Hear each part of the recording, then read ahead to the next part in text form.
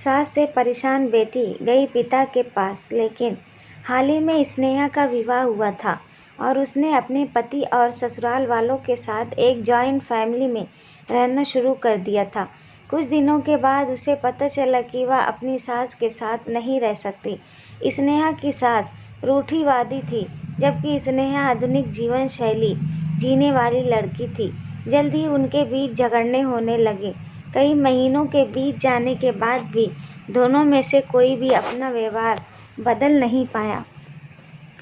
समय के साथ साथ स्नेहा और ज़्यादा आक्रामक हो गई और उसे अपनी सास से नफरत होना शुरू हो गई। वह सोचने लगी कि कैसे अपनी सास से छुटकारा पाया जाए। एक बार हमेशा की तरह जब उसने अपनी सास से झगड़ा किया और उसके पति ने अपनी मां का साइड लिया, तब स्नेहा गुस्सा हो गई और अपने मायके चली गई। स्नेहा के पिता एक केमिस्ट थे। उसने अपने पिता को पूरी बात बताई। उसने अपने पिता से कहा कि उसे कुछ जहर दे ताकि वह अपनी सास के खाने में मिलाकर उससे छुटकारा पा सके, नहीं तो वह अपने पति के घर वापस नहीं जाएगी। स्नेहा के पिता को यह सब जानकर काफ़ी दुख हुआ और उन्होंने अपनी बेटी से कहा, अगर तुम अपनी सास को जहर देती हो तो तुम और मैं दोनों जेल जाएंगे। ऐसा करना ठीक नहीं है। लेकिन स्नेहा सुनने और समझने की हालत में नहीं थी। आखिरकार उसके पिता ने कहा, ठीक है, जैसा तुम चाहती हो वैसा ही होगा, लेकिन मैं तुम्हें जेल में नहीं देखना चाहता। उसके पिता अंदर से पाउडर लाए और कहा, हर दिन जब तुम दोपहर का भोजन या रात का भोजन करते हो तो अपनी सास के खाने में इसे मिला देना।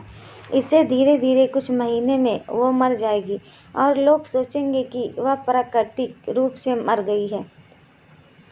उन्होंने यह भी कहा, क्योंकि किसी को भी तुम पर शक नहीं होना चाहिए, इसलिए आज से तुम अपनी सास के साथ नहीं लड़ोगी, बल्कि तुम उनकी देखभाल करोगी। भले ही वो कुछ भी कहे, तुम गुस्से से बात नहीं करोगी और हमेशा शांत रहोगी। स्नेहा सहमत हो गई और अपने ससुराल वापस आ गई और अपने पिता की सलाह के अनुसार अपनी सास के खाने में पाउडर मिक्स करना शुरू कर दिया और बड़े ही प्यार के साथ बात करना शुरू कर दिया। समय बीतने के साथ साथ स्नेहा की सास का नेचर भी बदलना शुरू हो गया, क्योंकि स्नेहा अब अपनी सास की बहुत देखभाल करने लगी थी। इसलिए उसकी सास भी उसके प्रति विनम्र होने लगी और प्यार से बात करने लगी।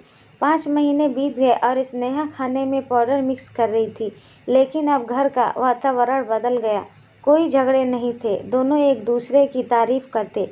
अब ऐसा लगता था मानो दोनों का रिश्ता माँ और बेटी का रिश्ता हो। अब स्नेहा को चिंता होने लगी कि पाउडर की वजह से उसकी सास जल्द ही मर सकती है। वह अपने पिता के घर पर गई और उसने कहा, पिताजी, कृपया मुझे उस जहरीले पाउडर के प्रभाव को ठीक करने के लिए इलाज बताएं। मैं अपनी सास को खोना नहीं चाहती। वह मेरी माँ की तरह है और मैं उससे अब बहुत प्यार करती हूँ। उसके पिता मुस्कुराए और कहा, कौन सा जहर? मैंने तुम्हें बस एक टिनर दिया था। स्नेहा हैरान और उसने अपने पिता से पूछा कि उन्होंने ऐसा क्यों किया। पिता ने कहा, बेटा, अगर तुम किसी दूसरे इंसान से प्यार चाहते हो तो तुम्हें भी उसे प्यार देना होगा। रिश्ते एक गाड़ी की तरह होते हैं और हम उन पर लगे पहियों की तरह। जब तक सभी पहिए ठीक से आगे नहीं बढ़ेंगे तब तक गाड़ी ठीक से नहीं चल सकती। इसी बात का एहसास दिलाने के लिए मैंने ऐसा किया और तुम्हें अपनी सास के प्रति नम्र रहने को कहा।